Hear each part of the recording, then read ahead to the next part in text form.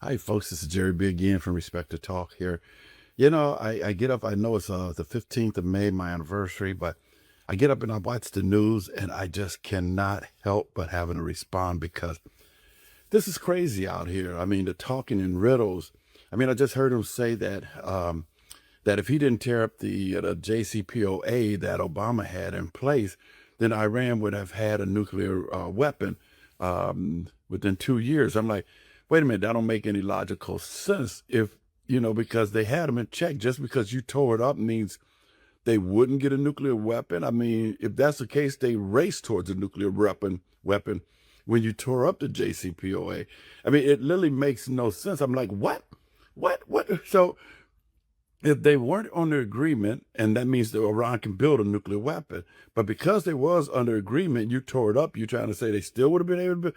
I mean, it's just a riddle talk, and it drives me nuts.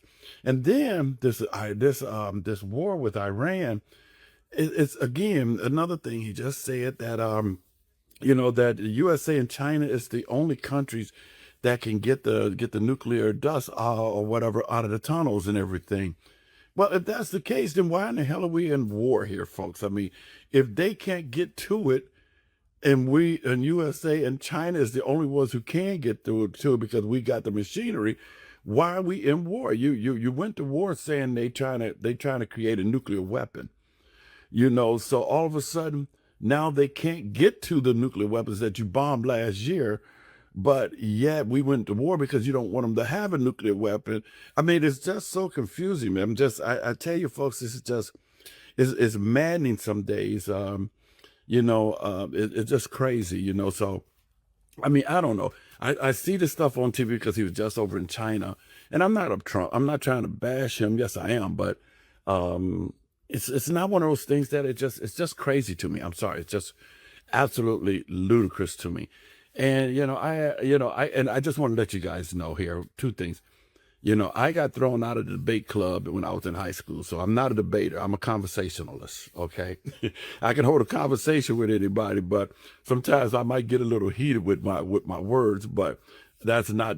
I can't debate, but I can talk to you, and if you can tolerate my frankness, then we can have a great conversation.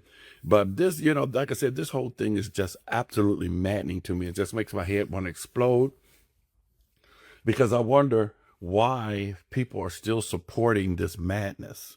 There's so many things going on in this world, and it's so hard to talk about those other things because he's always on TV to make sure you don't talk about anything other than him. Because this whole thing is all about, guess what? Him. So people were like, why do you keep talking about him? Why do you keep bashing? Because he wants people to talk about him. He's posting stuff on Facebook, on X 24 hours a day, 50 something texts all night long.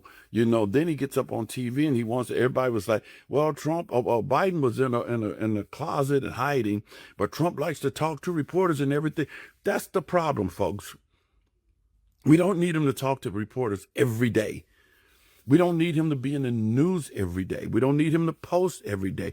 Because when you do that, guess what? It allows people like me and other talk show hosts to have nothing else to talk about but the crap that he's doing.